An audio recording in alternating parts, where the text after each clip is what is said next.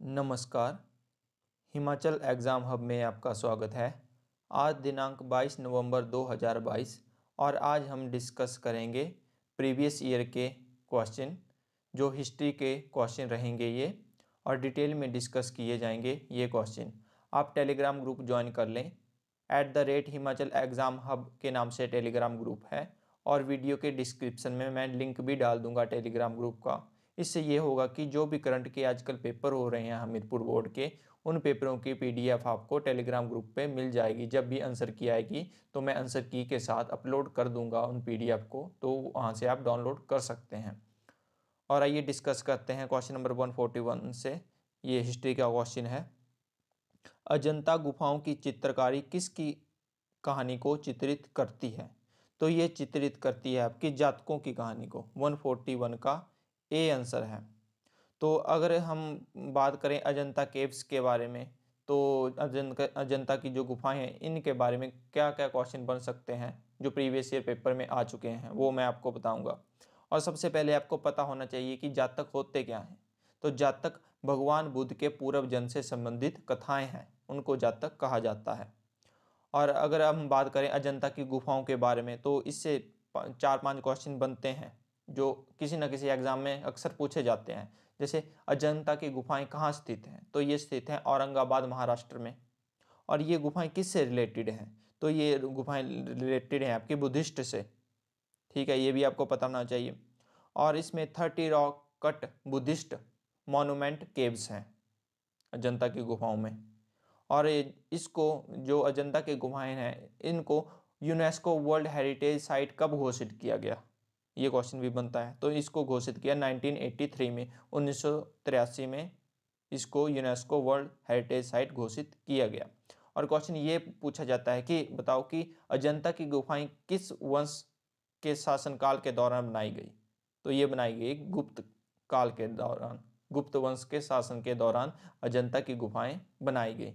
तो ये सारे क्वेश्चन बनते हैं अजंता की गुफाओं से रिलेटेड, जो मैंने आपको बता दिए, जो किसी न किसी एग्जाम में आ चुके हैं ऑलरेडी।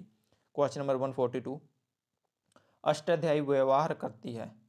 तो अष्टाध्यायी डील्स विद, तो ये डील करती है आपकी व्याकरण से। सी इसका सही आंसर है। अगर हम बात करें इसमें अष्टाध्यायी की, तो अष्टाध्यायी के बारे में हमें कुछ बातें पता होनी चाहिए जो प्रीवियस ईयर पेपर में क्वेश्चन पूछे जाते हैं। इसमें सबसे पहले तो हमें ये पता होना चाहिए कि अष्टाध्यायी लिखी किसने। तो ये महर्षि पाणिनि द्वारा रचित संस्कृत व्याकरण का एक प्राचीन ग्रंथ है अष्टाध्यायी, ये हमको पता होना चाहिए। और इसमें अष्टाध्यायी इसको तब बोलते हैं क्योंकि इसमें 8 अध्याय हैं और प्रत्येक अध्याय में 4 पद हैं, ये भी आपको पता होना चाहिए। Next question 143, the Gupta were poor in, गुप्त लोग कमजोर थे। तो ये कमजोर थे आपके आर्किटेक्चर में। डी इसका सही आंसर है। तो अगर हम बात करते हैं गुप्ता एम्पायर से, कि गुप्ता एम्पायर से कौन कौन से क्वेश्चन बनते हैं प्रीवियस ईयर पेपर के अकॉर्डिंग, डिस्कस करेंगे हम कि आज तक कौन कौन से क्वेश्चन पूछे गए हैं प्रीवियस ईयर पेपर में गुप्त वंश से।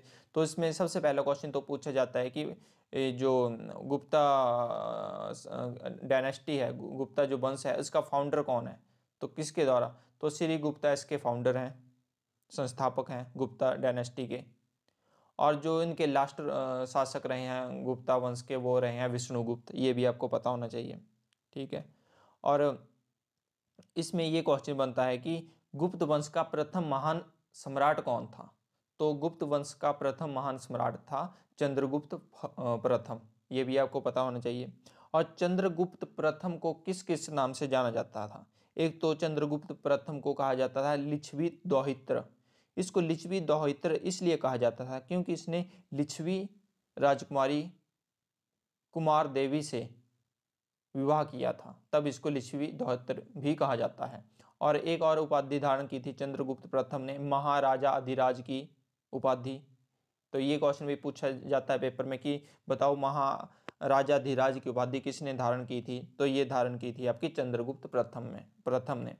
और इस गुप्ता ही डायनेस्टी से एक और राजा था समुद्रगुप्त। तो समुद्रगुप्त से भी क्वेश्चन बनते हैं। जैसे ये पूछ लिया जाता है कि समुद्र गुप्त का जो दरबारी कवि था वो कौन था? तो वो था हरिसेन। और हरिसेन ने क्या लिखा था? तो हरिसेन इलाहाबाद प्रशस्ति लेख की रचना की थी। हरिसेन ने। पेपर में ये पूछा जाता है कि बताओ इलाहाबाद प्रशस्ति लेख की रचना किसने की? तो ये हरिसेन ने ही की, जो समुद्रगुप्त का दरबारी कवि था। और अगर समुद्रगुप्त के बारे में पूछा जाए तो समुद्रगुप्त संगीत प्रेमी था और इसे कविराज भी कहा जाता था। ये पेपर में पूछा जाता है कि कविराज किसे कहा जाता था? तो ये कहा जाता था आपका समुद्रगुप्त को। और आगे बात करते हैं कुमारगुप्त की। तो जो कुमारगुप्त है इन्होंने नालंदा यूनिवर्सिटी की स्थापना की। तो ये क्वेश्चन बनता है पेपर में भी कि नालंदा यूनिवर्सिटी की स्थापना किसने की? तो ये की आपके गुप्त ने। और इनके एक और राजा था स्कंदगुप्त। तो स्कंदगुप्त के शासनकाल में क्या हुआ था कि हुणों का आक्रमण हुआ था भारत पर पहली बार। तो अक्सर एग्जाम में ये क्वेश्चन पूछा जाता है इस प्रकार से कि हुणों का आक्रमण प्रथम बार किसके शासनकाल में हुआ? तो ये हुआ स्कंदगुप्त के शासनकाल में। और जो आप एक जो कवि हैं कालिदास, फेमस कवि है, और एक धन्वंतरी हैं, तो ये चंद्रगुप्त सेकंड के शासनकाल में थे दोनों, कालिदास और धन्वंतरी। ठीक है, तो ये भी आपको पता होना चाहिए। और गुप्त काल के दौरान ही विष्णु शर्मा, जिन्होंने पंचतंत्र लिखी, इनके शासनकाल में थे। गुप्ता के ही शासनकाल में थे विष्णु शर्मा, जिन्होंने पंचतंत्र लिखी। तो पेपर में ये पूछ लिया जाता है कि बताओ पंचतंत्र किसने लिखी? तो ये विष्णु शर्मा ने लिखी। और विष्णु शर्मा किसके शासनकाल में थे? तो ये गुप्त पीरियड के ही शासनकाल में थे, गुप्त वंश के ही शासनकाल में थे विष्णु शर्मा। तो ये सारे इंपॉर्टेंट क्वेश्चन हैं जो पेपर में पूछे जाते हैं, किसी ना किसी पेपर में ये पूछे गए हैं और आगे भी पूछे जाएंगे। तो आपने ये सारी बातें ध्यान में रखनी है। Next question 144। और आप बार बार देखा करिए वीडियो, यही नहीं कि एक बार देखिए आपने, इसको डेली बेसिस पे देखा करो। चलो जैसे आपने आज वीडियो देख ली तो उसको कल फिर से देखो, ज़्यादा स्पीड में करके, थोड़ी स्पीड बढ़ा दो इसकी, जैसे कम से कम टाइम लगे, और फिर रिवीजन हो जाएगा आपका। ऐसे आप फॉलो करो तो आपको और भी ज़्यादा फायदा मिलेगा। Next question 144। और मैं जिस हिसाब से ये क्वेश्चन डिस्कस करता हूँ उस हिसाब से मैं एक टॉपिक से कम 6-7 क्वेश्चन आपको बता देता हूँ जो प्रीवियस ईयर पेपर में आ जाते हैं क्वेश्चन। तो आपने घुमा के पकड़ना है टॉपिक को कि आपसे कोई क्वेश्चन छूटे ना, जिससे ये आपको हेल्पफुल रहेगी चीज़ें जो भी आपका एग्जाम आएगा। वो question number 144। Who founded the पाला एम्पायर? पाल साम्राज्य की स्थापना किसने की थी? तो पाल जो साम्राज्य थे इसकी स्थापना की थी आपकी गोपाल ने। 144 का ए सही आंसर होगा। तो एक तो पता हो गया आपको कि ये तो पता चल गया कि पाल साम्राज्य की स्थापना किसने की? गोपाल ने। और आपको ये भी पता होना चाहिए कि लास्ट रूलर कौन था, लास्ट शासक कौन था पाल डायनेस्टी का? तो ये थे गोविंद पाल। ये भी आपको पता होना चाहिए, ये क्वेश्चन पूछा जाता है। और पाल वंश का सबसे महान शासक भी पूछा जाता है कि बताओ पाल वंश का सबसे महान शासक कौन था? तो सबसे महान शासक था धर्मपाल। धर्मपाल ने क्या किया था कि विक्रमशिला यूनिवर्सिटी की स्थापना की थी धर्मपाल ने। तो ये भी आपको पता होना चाहिए। और अक्सर एग्जाम में ये क्वेश्चन पूछा जाता है कि बताओ पाल जो शासक थे वो कौन से धर्म को मानते थे, किस धर्म के अनुयायी थे? तो ये मानते थे बौद्धिज्म को, बुद्ध धर्म को। पाल शासक बौद्ध धर्म के अनुयायी थे। ये आपको बातें पता होनी चाहिए जो अक्सर एग्जाम में पूछी जाती हैं। Next question 145। When was the first unit of Arya Samaj established? Arya Samaj की प्रथम इकाई कब स्थापित की गई? तो ये स्थापित की गई 1877 में, 1877 में। अब हम आर्य समाज की बात करते हैं। आर्य समाज से कौन कौन से क्वेश्चन पूछे जाते हैं अक्सर एग्जाम में? एक तो ये पूछा जाता है कि बताओ आर्य समाज की स्थापना किसने की और कब स्थापना की गई? तो आर्य समाज की स्थापना स्वामी दयानंद सरस्वती जी के द्वारा की गई। और कब की गई? 1875 में, 1875 में मुंबई में स्थापना की गई आर्य समाज की। और इससे ये क्वेश्चन भी बनता है कि बताओ स्वामी जो दयानंद सरस्वती जी हैं इनके बचपन का नाम क्या था? तो इनके बचपन का नाम मूल शंकर था। ये क्वेश्चन बनते हैं। और इसमें एक क्वेश्चन बनता है कि इनका जन्म कहाँ हुआ? तो इनका जन्म मोरबी गुजरात में हुआ 1824 में। और जो इससे ये एक और क्वेश्चन बनता है कि इनकी प्रसिद्ध पुस्तक का क्या नाम था? स्वामी दयानंद सरस्वती जी की प्रसिद्ध पुस्तक का नाम क्या था? तो सत्यार्थ प्रकाश इनकी प्रसिद्ध पुस्तक थी स्वामी दयानंद सरस्वती की, सॉरी। और वेदों की ओर लौटो का नारा किसने दिया? तो वेदों की ओर लौटो का नारा भी स्वामी दयानंद सरस्वती जी ने दिया। तो ये क्वेश्चन बनते हैं जो प्रीवियस ईयर पेपर के अकॉर्डिंग, उन जो बच्चे लगातार एग्जाम देते हैं उनको पता होगा कि ये सारे क्वेश्चन बनते हैं। तो वही क्वेश्चन मैं आपको बताता हूँ जिससे आपका रिवीजन भी होता रहे, जो जिन बच्चों को आता है उनका भी रिवीजन होता रहे टाइम टू टाइम। तब मैं बोलता हूँ कि इस वीडियो को फॉलो कीजिए डेली।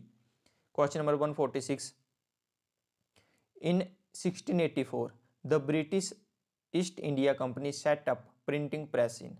वर्ष 1684 में ब्रिटिश ईस्ट इंडिया कंपनी ने एक प्रिंटिंग प्रेस लगाया था। तो ये कहाँ पे लगवाया था? ये लगवाया था आपका बॉम्बे में। सी इसका सही आंसर है।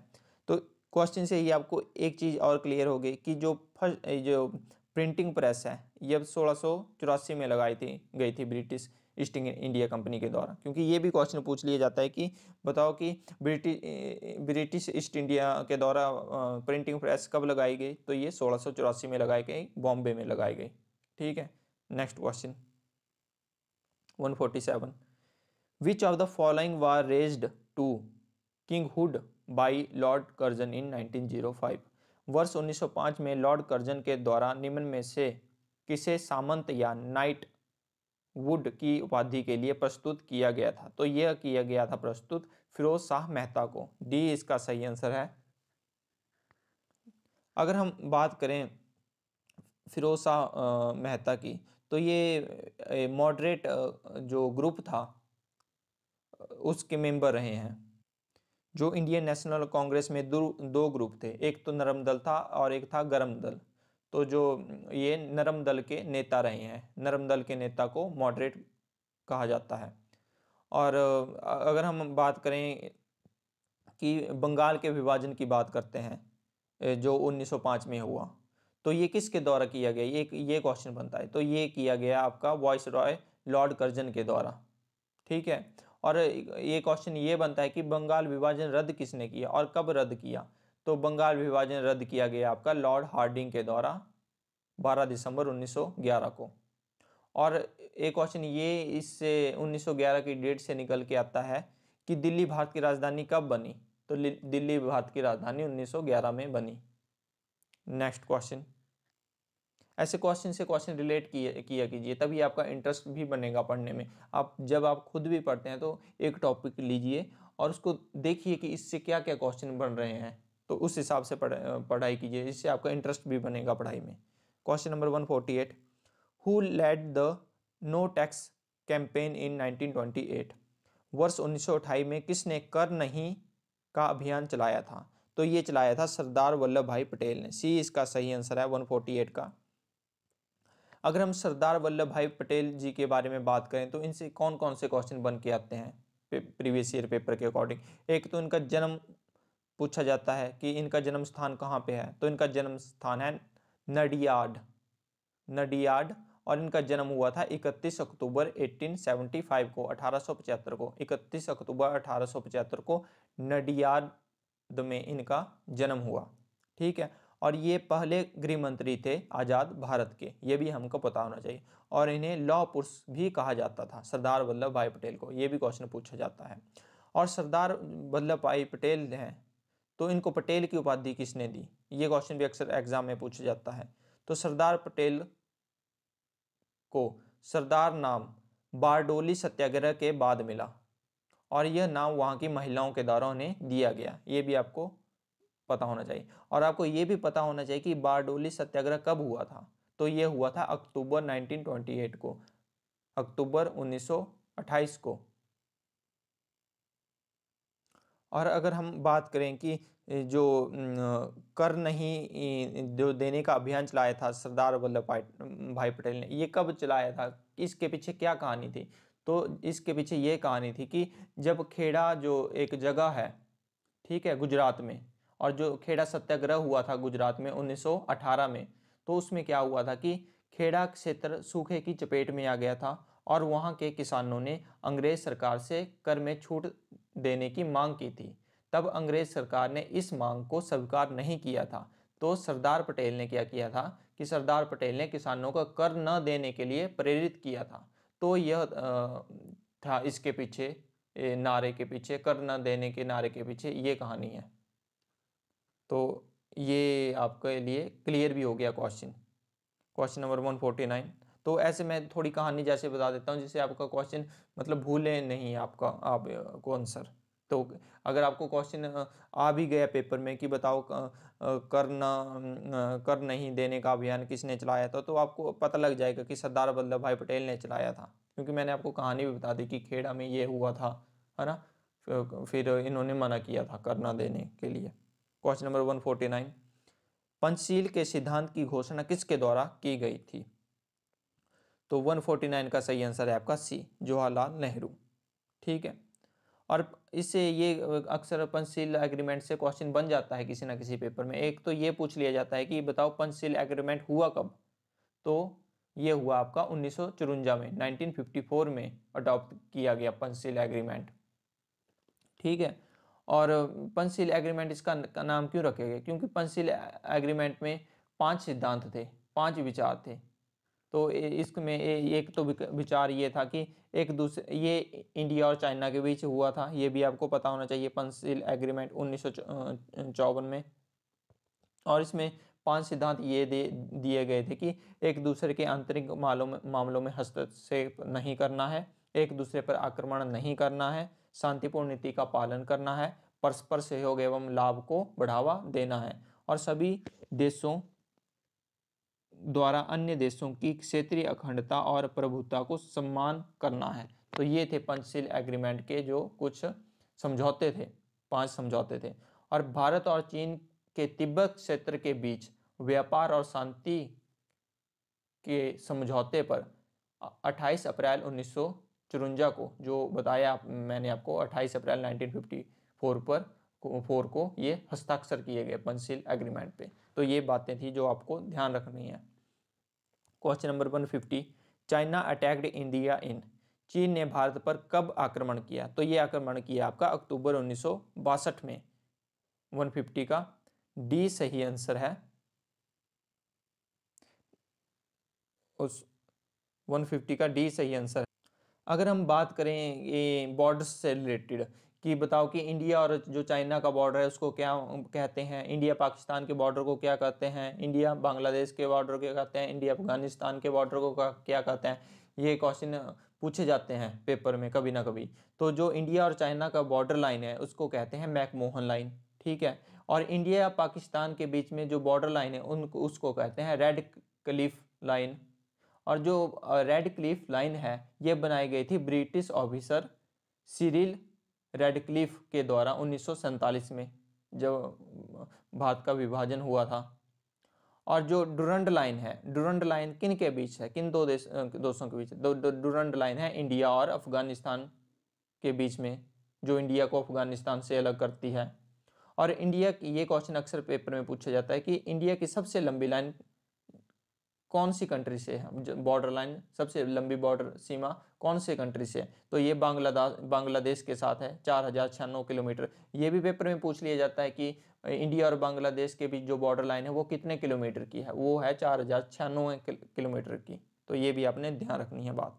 Next question 151, Raja Ram Mohan Roy was a pioneer in, Raja Ram Mohan Rai एक अगुआ थे।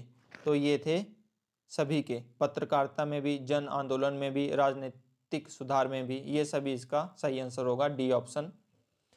तो अगर हम बात करें राजा राम मोहन राय जी के बारे में, तो एक तो इनके बारे में 3-4 क्वेश्चन बड़े पैट क्वेश्चन है, ये किसी न किसी पेपर में पूछे जाते हैं। जैसे भारतीय पुनर्जागरण का अग्रदूत कौन है? तो ये है राजा राम मोहन राय। आधुनिक भारत का जनक भी राजा राम मोहन राय को कहा जाता था, ये भी क्वेश्चन बनता है। एक तो ये पूछा जाता है कि बताओ ब्रह्मो समाज की स्थापना किसने की? तो ये राजा राम मोहन राय जी ने ब्रह्मो समाज की स्थापना की। कौन से सन में की? तो 1828 ईस्वी में की। ठीक है, और एक तो ये पूछा जाता है कि आत्मीय सभा की स्थापना किसने की, तो इसकी स्थापना भी राजा राम मोहन राय जी के द्वारा की गई, आत्मीय सभा की स्थापना। और राजा मोहन राय ने काम किया विधवाओं के लिए पुनर्विवाह का समर्थन किया, इसके लिए इन्होंने काम किया। और बताओ कि इसमें ये क्वेश्चन पूछा जाता है कि राजा राम मोहन राय ने किस पर बल दिया, तो इन्होंने बल दिया एकेश्वरवाद पर, इन्होंने बल दिया, तो ये भी हमें पता होना चाहिए। और राजा राम मोहन राय ने कलकत्ता में सन 1823 में हिंदू कॉलेज की स्थापना की, ये भी आपको पता होना चाहिए, ये भी अक्सर एग्जाम में पूछा जाता है क्वेश्चन।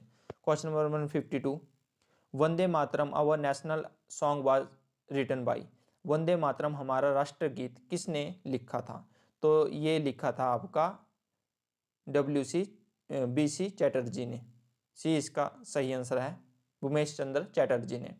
अगर हम बात करें वंदे मातरम की, तो वंदे मातरम से कुछ क्वेश्चन बनते हैं प्रीवियस ईयर पेपर के अकॉर्डिंग। जैसे बताओ कि वंदे मातरम एक तो हमारा भारत का राष्ट्रीय गीत है, ये भी हमें पता होना चाहिए। और वंदे मातरम कहाँ से लिया गया, तो ये वंदे मातरम आनंद मठ से लिया गया, ये भी पता होना चाहिए। और पहली बार वंदे मातरम कब लिखा गया, तो पहली बार 1882 में बंगाली भाषा में लिखा गया था। तो ये क्वेश्चन बनता है, क्वेश्चन डेट पूछी जाती है पेपर में कि वंदे मातरम कब लिखा गया पहली बार, तो 1882 में लिखा गया और आनंद मठ से लिया गया। और वंदे मातरम शीर्षक का क्या अर्थ है, ये भी क्वेश्चन कभी ना कभी पेपर में पूछा गया था, तो आने की चांसेस हैं इसके भी। तो वंदे मातरम शीर्षक का अर्थ है मैं माँ की स्तुति करता हूँ, ये इसके शीर्षक का अर्थ है, ये भी आपको पता होना चाहिए वैसे भी जनरली अगर मैं बात करूँ। और पहली बार 1896 में कलकत्ता में कांग्रेस के अधिवेशन में इसको गाया गया था पहली बार वंदे मातरम को, तो ये भी आपको पता होना चाहिए। और इससे रिलेटेड आपको कुछ और भी पता होना चाहिए, जैसे अक्सर ये एग्जाम में पूछा जाता है कि सारे जहां से अच्छा हिंदुस्तान हमारा गीत किसने लिखा, तो ये लिखा आपका मोहम्मद इकबाल ने।